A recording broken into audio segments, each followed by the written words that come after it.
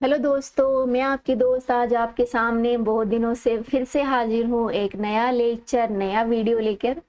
दोस्तों, इस वीडियो में अपन राजस्थान के जो प्रमुख लोक संत हैं, जो प्रमुख संत या संत संप्रदाय है, उनके बारे में विस्तार से चर्चा करेंगे।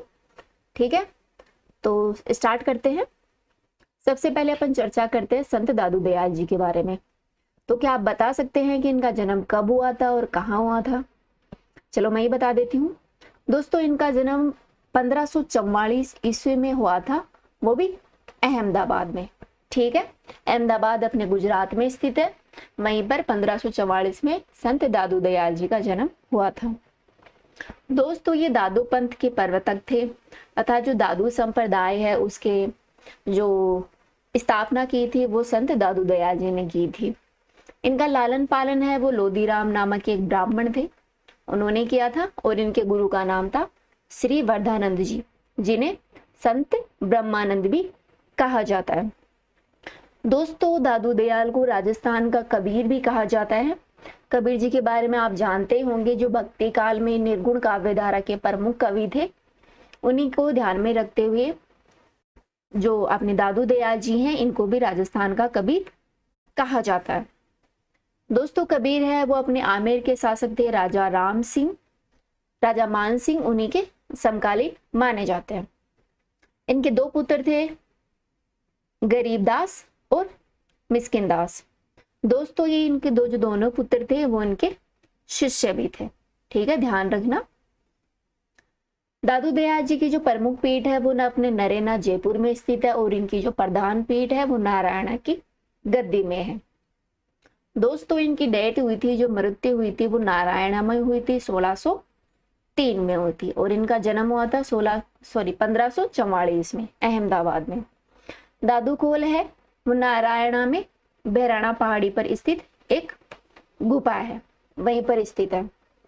दोस्तों, दादू दयाल जी द्वारा कुछ ग्रंथों की रचना की थी, जिसमें प्रमुख है पद, साखी, आत्मबोधन, परिचय का अंग, कायाबेली ग्रंथ। और इनका जो प्रमुख ग्रंथ माना जाता है वो पंथ परीक्षा है। कौन सा है? पंथ परीक्षा। दोस्तों, दादू साहित्य है वो ढूंढाड़ी बोली में लिखा गया था।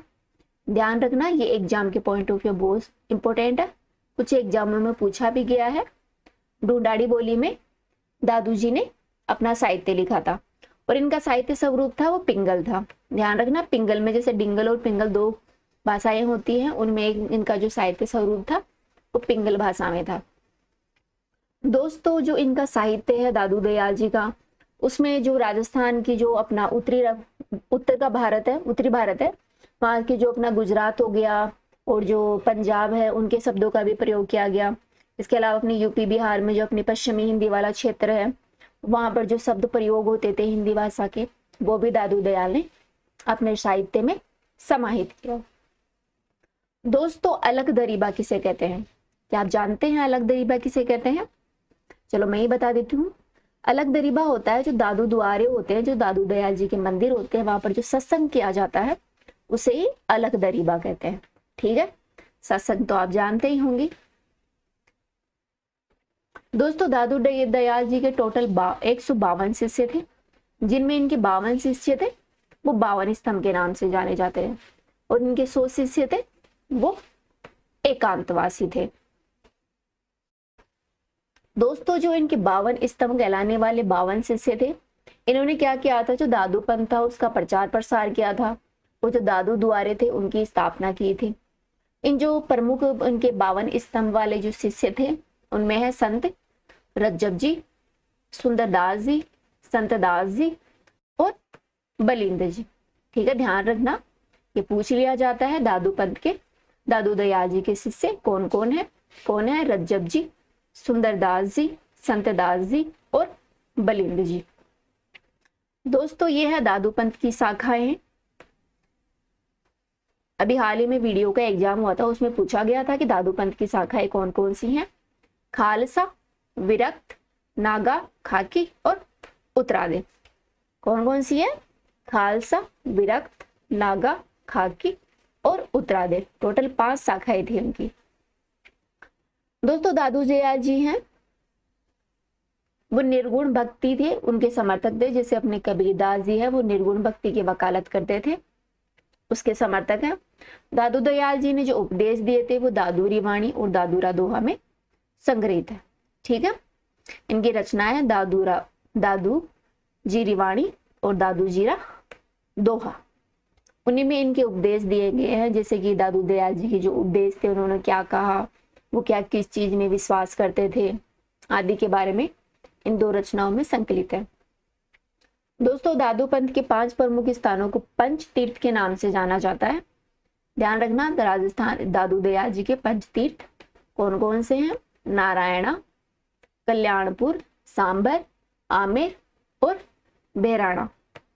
कौन कौन है? नारायणा, कल्याणपुर, सांबर, आमेर और बेराणा इनके पंच तीर्थ वाले प्रमुख 5 स्थल है। 1585 ईस्वी में फतेहपुर सीकरी के इबादत खाने में दादू दयाल जी है वो अकबर से मिले थे। दादू दयाल जी 1568 ईस्वी में सांबर आ गए थे और जनसाधारण को इन्होंने उपदेश देने का काम किया था। ये पूरी चर्चा हो गई अपन दादू दयाल के बारे में। एक बार रिवाइज कर लेते हैं। दादू दयाल जी का जन्म 1544 ईस्वी में अहमदाबाद में हुआ था। ये दादू संप्रदाय के प्रवर्तक हैं। इनका लालन पालन लोधीराम ब्राह्मण ने किया था। गुरु का नाम है वरदा नंद जी, राजस्थान के कबीर कहलाते हैं, मानसिंह के समकालीन है। ठीक है, इनकी प्रमुख प्रधान पीठ है वो नारायणा नरेना जयपुर में है, मर्त्य नारायणा में हुई थी। और इनके जो प्रमुख ग्रंथ है वो पंथ परीक्षा है। इन्होंने ढूंढाड़ी साहित्य में अपना साहित्य लिखा था पिंगल भाषा का प्रयोग करते हुए। अलग दरीबा है जो इनके जो सत्संग वगैरह होते हैं उस क्षेत्र को कहा जाता है। इनके टोटल 152 शिष्य थे, जिनमें 100 एकांतवासी थे और 52 स्तंभ कहलाए, जिनमें प्रमुख शिष्य हैं रजब जी, सुंदरदास जी, संतदास जी और बलंदी जी। इनकी प्रमुख शाखाएं हैं खालसा, विरक्त, नागा, खाकी और उत्तरादे। इनके जो उपदेश हैं वो दादूरी वाणी और दादू जीरा दोहा में संकलित है। इनके 5 तीर्थ स्थल हैं नारायणा, कल्याणपुर, सांभर, आमेर और बेराणा। ये निर्गुण भक्ति के समर्थक थे। ठीक है दोस्तों, अपन सेकंड चर्चा करते हैं संत जसनाथ जी के बारे में।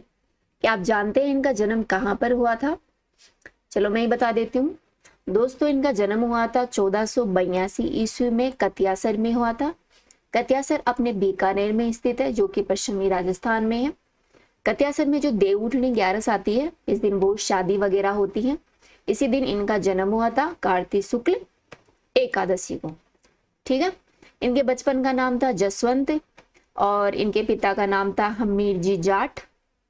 ठीक है, ध्यान रखना, जसवंत जी थे वो चौधरी थे, अर्थात जाट परिवार से जुड़े हुए थे।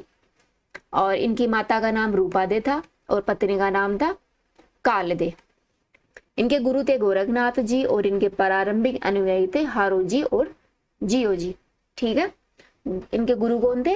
गोरखनाथ जी। और ये कौन से परिवार से वंश से जुड़े हुए थे? जाट जाति से जुड़े हुए थे। इनका जन्म है वो 1482 ईस्वी में कतियासर में हुआ था, देवउठनी 11 को। दोस्तों, जसवंत जी हैं वो गोरख मंगलिया नामक स्थान पर निरंतर 12 वर्ष तक इन्होंने तप किया था।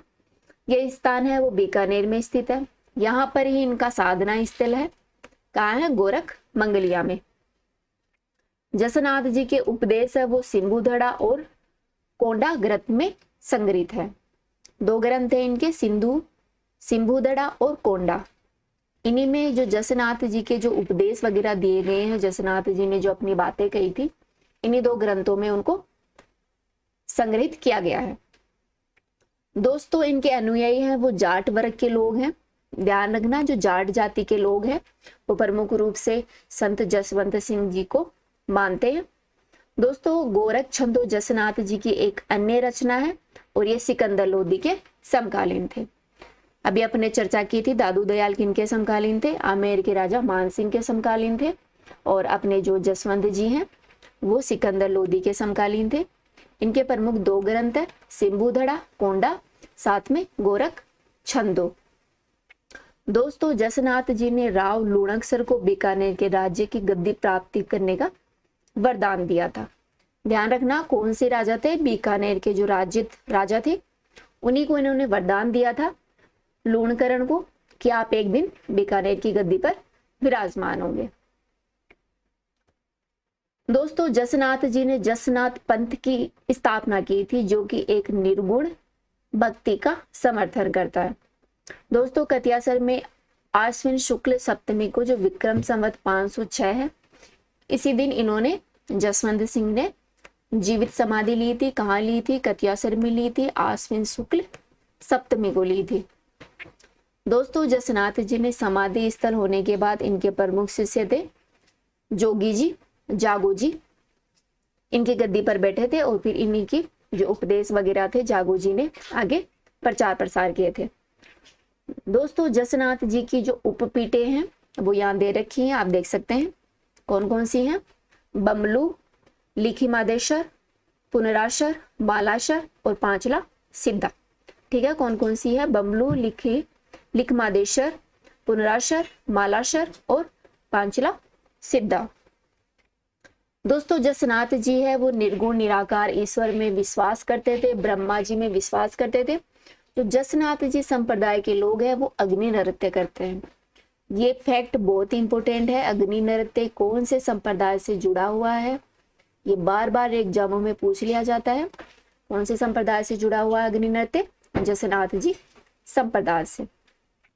जो कतियासर में इनके 3 मेले आयोजित किए जाते हैं। बीकानेर में आश्विन शुक्ल सप्तमी को, माघ शुक्ल सप्तमी को और चैत्र शुक्ल सप्तमी को।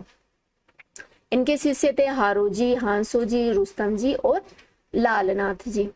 विरक्त जसनाथी साधु परमहंस कहलाते हैं।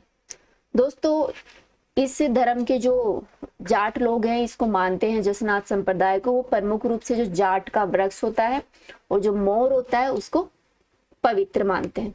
ठीक है, यहाँ पर आकर अपना जसनाथ जी के बारे में जो चर्चा है वो कंप्लीट होती है। एक बार इसे रिवाइज कर लेते हैं। जसनाथ जी का जन्म है वो 1482 ईस्वी में कतियासर में हुआ था, देवउठनी 11 को। इनके पिता का नाम हमीर जी था, माता का नाम रूपादे और पत्नी का नाम कालदे। इनके गुरु जी थे वो गोरखनाथ जी थे और इन्होंने समाधि ली थी वो गोरख मंगलिया में ली थी। इनके प्रमुख रूप से 3 ग्रंथ सिंबुदड़ा, कोंडा और गोरका छंदो। इनके जो प्रमुख अनुयायी लोग हैं वो जाट वर्ग के लोग आते हैं।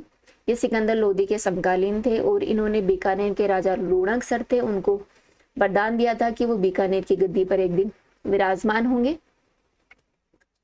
इन्होंने जसनाथ संप्रदाय की स्थापना की थी और इन्होंने जीवित समाधि ली थी आश्विन शुक्ल सप्तमी को कतियासर में।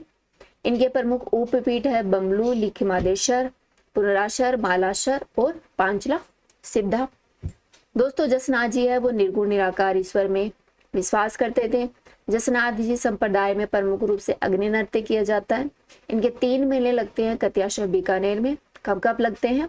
आश्विन शुक्ल सप्तमी को, माघ शुक्ल सप्तमी को और चैत्र शुक्ल सप्तमी को। सभी 7 जो अपनी सप्तमी होते हैं उसी को इसके 3 मेले लगते हैं, वो भी शुक्ल में लगते हैं। महीने ध्यान रखना, आश्विन में, माघ में और चैत्र में। इनके शिष्य हैं हारो जी, हांसो जी, रुस्तम जी और लालनाथ जी। ठीक है, इनके जो अनुयायी होते हैं वो जाट के वृक्ष को और मोर के वृक्ष को पवित्र मानते हैं। अब अपन अगले संत की चर्चा करते हैं, संत जाम्बोजी। तो बताओ जाम्बोजी का जन्म कहाँ हुआ था और इनके पिता का नाम तथा माता का नाम क्या था? चलो मैं ही बता देती हूँ। इनका जन्म हुआ था 1451 ईस्वी में पीपासर नागौर में। ठीक है, पीपासर अपने नागौर में स्थित है, यहीं पर इन्होंने जन्म लिया था।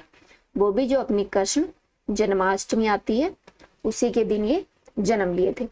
इनके पिता का नाम लोहट जी था और माता का नाम हंसा देवी था। दोस्तों जाम्बो जी है वो पवार वंशीय राजपूत थे। ध्यान रखना, ये बहुत ही इंपॉर्टेंट फैक्ट है। ये क्या थे? पवार वंशीय राजपूत थे। जाम्बो जी को वैदिक देवता के रूप में विष्णु का अवतार भी माना जाता है। ये पूछ लिया जाता है कौन से संत को विष्णु का अवतार माना जाता है। ध्यान रखना, विष्णु का अवतार माना जाता है जाम्बो जी को और राजस्थान का कबीर कहा जाता है दादू दयाल को। दोस्तों जाम्बो जी ने मुख्य रूप से 29 उपदेश दिए थे। 120 शब्दों का संग्रह जंब सागर में संग्रहित है। जो इन्होंने उपदेश दिए थे 29 वो इनके जो जंब सागर इनका जो ग्रंथ है उसी में संकलित किया गया है। दोस्तों जाम्बो जी है वो विधवा विवाह के समर्थक थे और इन्होंने जो विश्नोई संप्रदाय है उसकी स्थापना की थी। इसमें ध्यान रखने वाली स्लाइड में ध्यान रखने वाली बात यह है, इन्होंने विश्नोई संप्रदाय की स्थापना की थी 1485 ईस्वी में। ये विष्णु के अवतार माने जाते हैं। इन्होंने 29 उपदेश दिए थे और ये पवार वंशीय राजपूत थे। जन्म हुआ था पीपासर नागौर में। दोस्तों जाम्बो जी के प्रमुख ग्रंथ हैं जंब सागर, जंब संहिता, गुरुवाणी, शबदवाणी, विश्नोई, धर्म प्रकाश तथा 120 वाणियां। जाम्बो जी के उपदेश है उसमें कबीर का प्रभाव झलकता है, अर्थात ये जो कबीर जी है वो निर्गुण भक्ति के उपासक थे। भक्ति काल के दौरान उन्हीं के जो कबीर जी का प्रभाव है वो जाम्बो जी के उपदेश पर नजर आता है। दोस्तों जाम्बो जी है वो एक पर्यावरण वैज्ञानिक संत के रूप में बहुत ही प्रसिद्ध हुए थे। मेरे हिसाब से ये बात बहुत ही इंपॉर्टेंट है। ये एकमात्र संत है जो पर्यावरण वैज्ञानिक के रूप में जाने जाते हैं।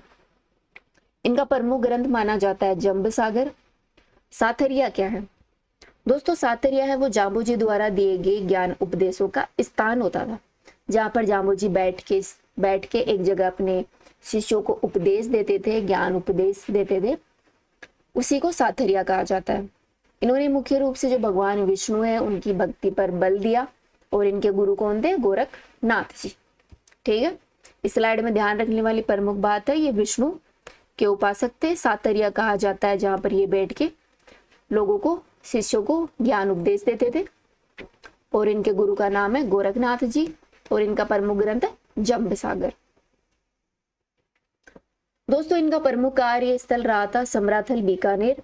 ठीक है, और इनकी मृत्यु हुई थी मुकाम तलवा में हुई थी, जो कि अपने नोखा बीकानेर में स्थित है, वहीं पर हुई थी। कब हुई थी? 1536 में।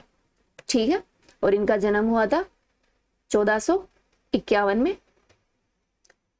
दोस्तों मुकाम है वो तलवा में प्रसिद्ध 2 बार आश्विन तथा फाल्गुन माह की अमावस्या को मेला लगता है। जहां पर इनकी मृत्यु हुई थी वो तलवा बीकानेर में स्थित है।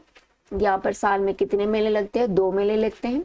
एक तो जो अपनी आश्विन की जो अमावस आती है उसको, और एक फागुन माह की जो अमावस होती है उसको जाम्बो जी के मेले लगते हैं मुकाम में। दोस्तों जाम्बो जी के देवालय हैं पीपासर में, मुकाम में, लालसर में, जाम्भा, जागुल और रामडावास में स्थित है। इनके अधिकांश अनुयायी हैं वो भी जाट जाति के। ठीक है, जो अपने जसवंत संप्रदाय थे उसके भी अनुयायी हैं वो जाट जाति के हैं और अपने जो जाम्बो जी हैं उनको मानने वाले भी अधिकतर लोग हैं वो जाट जाति के हैं।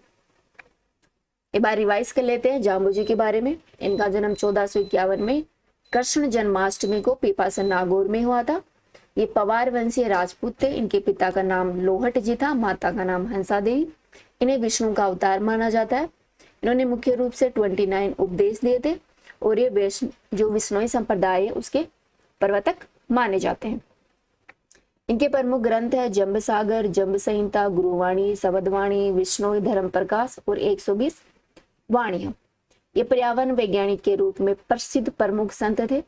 साथरिया था जहां पर बैठकर ये अपने उपदेश दिए जाते थे, उसी स्थान को साथरिया कहा जाता है। इनके गुरु का नाम था गोरखनाथ जी। इनका प्रमुख कार्य स्थल था समराथल बीकानेर और इनके मृत्यु हुई थी मुकाम तलवा में, जो कि नोखा बीकानेर में स्थित है 1536 के आसपास। मुकाम है वहां पर प्रतिवर्ष इनके 2 मेले लगते हैं, एक तो आश्विन अमावस्या को, दूसरा लगता है फाल्गुन अमावस्या को। इनके प्रमुख देवालय हैं पीपासर जो कि नागौर में है, मुकाम में, लालसर में, जाम्बा, जुगुल और रामडावास में। इनके जो अनुयायी हैं वो जाट जाति के लोग हैं। अब अपन नेक्स्ट संत के बारे में देख लेते हैं। नेक्स्ट है लालदास जी। दोस्तों लालदास जी के पिता का नाम था श्री चांदमल और माता का नाम था समदा। ये जन्मे थे 1540 ईस्वी में धौलीधूप अलवर में। ठीक है, जो अपना मेवात क्षेत्र है अलवर, वहीं पर 1540 के आसपास इनका जन्म हुआ था। लालदास जी हैं वो मेव जाति के लकड़हारे थे। मेव जाति है जो मुसलमानों की प्रमुख जाति है, वहीं के एक लकड़हारे माने जाते हैं। इनके गुरु हैं वो गदन चिश्ती थे और पत्नी का नाम भागोरी था। लालदास जी ने लालदास संप्रदाय की स्थापना की थी और इनकी मृत्यु हुई थी 1648 ईस्वी में नांगला भरतपुर में। इन्होंने समाधि स्थल है इनका शेरपुर अलवर में। ठीक है। जन्म हुआ था 1540 में धौलीधूप अलवर में। पिता का नाम श्री चांदमल, माता का नाम समदा। मेव जाति के प्रमुख लकड़हारे थे। गुरु का नाम है गदन चिश्ती। लाल संप्रदाय का प्रवर्तन किया था। समाधि स्थल है शेरपुर अलवर। दोस्तों इनके पुत्र था कुतुब मियाँ। ठीक है, जिन्हें मियाँ साहब भी कहा जाता है। कि मठ है वो बांदोली में स्थित है। इनकी रचनाएं है प्रमुख, ध्यान रखने लायक है। लालदास जी की वाणी और लालदास जी की चेतावनी। ठीक है, दो रचनाएं इन्होंने प्रमुख रूप से लिखी थी, लालदास जी की वाणी और लालदास जी की चेतावनी। ये भी निर्गुण भक्ति के उपासक थे दादू दयाल की तरह। ये जो मुगल सम्राट थे अकबर और दादू दयाल जी के समकालीन माने जाते हैं। दोस्तों जो मेव मुसलमान होते हैं वो लालदास जी को अपना पीर मानते हैं। लालदास जी का मेला लगता है वो आश्विन मास की एकादशी और माघ पूर्णिमा को लगता है, वो भी शेरपुर अलवर में, जहां पर इन्होंने समाधि ली थी वहीं पर इनका मेला लगता है। एक बार दादू दयाल के बारे में रिवाइज कर लिया जाए, लालदास जी के बारे में।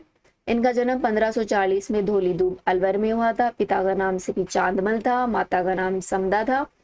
लालदास जी मेव मुस्लिम जाति के लकड़हारे थे। इनके गुरु का नाम गद्दन चिश्ती था, पत्नी का नाम भोगरी था। लाल संप्रदाय की प्रवर्तक किया था इन्होंने। मृत्यु हुई थी वो नंगला भरतपुर में। इनका समाधि स्थल है शेरपुर अलवर। और इनके जो पुत्र थे मियाँ साहब का मठ है बांदोली में। इनकी प्रमुख दो रचनाएं थी, लालदास जी की वाणी और लालदास की चेतावनी। ये निर्गुण भक्ति में विश्वास करते थे और दादू दयाल जी तथा अकबर के समकालीन माने जाते हैं। मैं मुसलमान इनको रूप से प्रमुख अपना पीर मानते हैं। इनके मेले लगते हैं शेरपुर अलवर में। इनका जो समाधि स्थल है वहीं पर एक लगता है आश्विन मास की एकादशी को और माघ पूर्णिमा को। तो दोस्तों इस वीडियो में इतना ही। नेक्स्ट वीडियो में जल्दी आपसे फिर मिलूंगी। अगले हुए जो अपने बचे हुए लोक संत है उसके बारे में अपन विस्तार से चर्चा करेंगे। तो थैंक यू।